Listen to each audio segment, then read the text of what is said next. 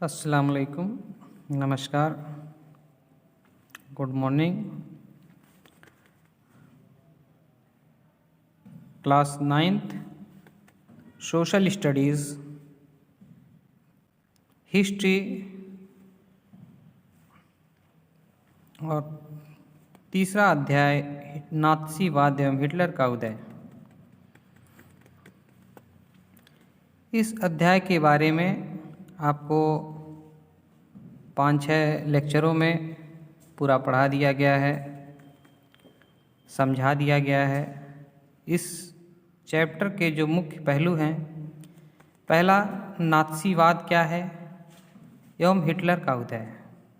तो सबसे पहले हम लोग जानेंगे कि नात्सीवाद क्या है। उदाहरण देखिए, नात्सीवाद यह एक संपूर्ण व्यवस्था और विचारों की पूरी संरचना का नाम है। क्या है? यह एक संपूर्ण व्यवस्था और विचारों की पूरी संरचना का नाम है, जिसका जनक हिटलर को माना जाता है। जर्मन साम्राज्य में यह एक विचारधारा की तरह फैल गई थी, जो खास तरह की मूल्य मान्यताओं, एक खास तरह के व्यवहार से संबंधित था। यानी नात्सीवाद क्या है? एक पूरी तरह से पूरी व्यवस्था का नाम है, विचारों की पूरी संरचना का नाम है, जिसका जनक हिटलर को माना जाता है।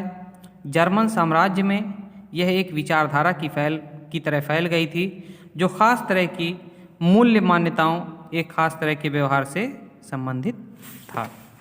फिर उसके बाद दूसरा चीज़ है हिटलर का उदय। हिटलर का उदय कैसे होता है? नात्सीवाद तो आपने जान लिया कि एक संपूर्ण व्यवस्था और विचारों की पूरी संरचना का नाम है, और फिर आगे हम देखेंगे कि हिटलर का उदय कैसे होता है। तो सवाल में आपसे पूछ देगा कि हिटलर का उदय कब और कैसे हुआ। देखिए,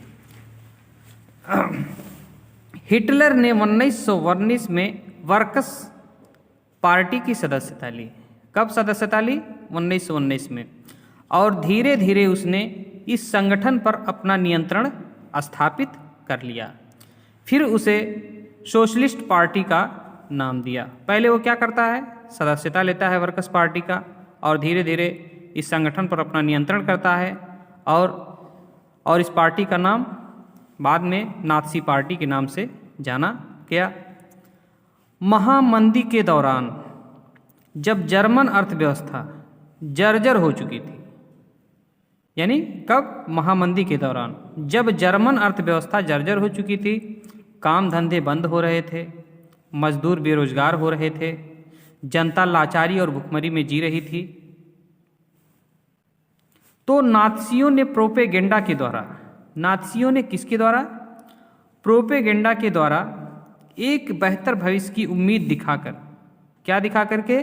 बेहतर भविष्य की उम्मीद दिखाकर अपना नात्सी आंदोलन चमका लिया। यानी जो आंदोलन चलाया नात्सी के नाम पे, वो क्या किया? चमका लिया। और इसी के बाद चुनावों में 33% वोट से हिटलर जर्मनी का चांसलर बन गया। इस प्रकार से हिटलर का उदय होता है। 1919 में वर्कर्स पार्टी की सदस्यता लेता है और इस संगठन पर अपना नियंत्रण स्थापित करता है। फिर उसे सोशलिस्ट पार्टी का नाम देता है, बाद में इसे नात्सी पार्टी के नाम से जाना जाता है। जर्मनी जब महामंदी आती है, तो जर्मन अर्थव्यवस्था एकदम से जर्जर यानी बेकार हो चुकी होती है। सबके काम धंधे बंद हो जाते हैं, मजदूर बेरोजगार हो जाते हैं, जनता लाचारी और भुखमरी में जी रही होती है।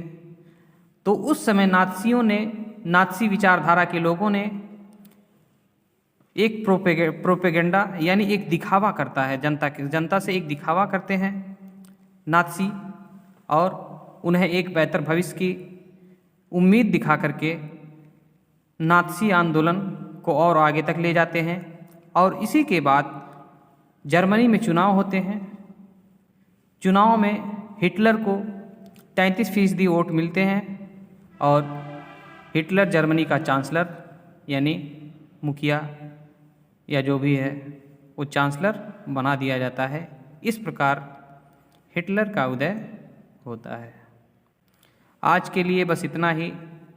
आप लोग ये दो सवाल जो पाठ से संबंधित हैं, पाठ से रिलेटेड हैं, जो पाठ के नात्सीवाद और हिटलर का उदय, ये दोनों चीज़ आप लोग याद कर लीजिएगा।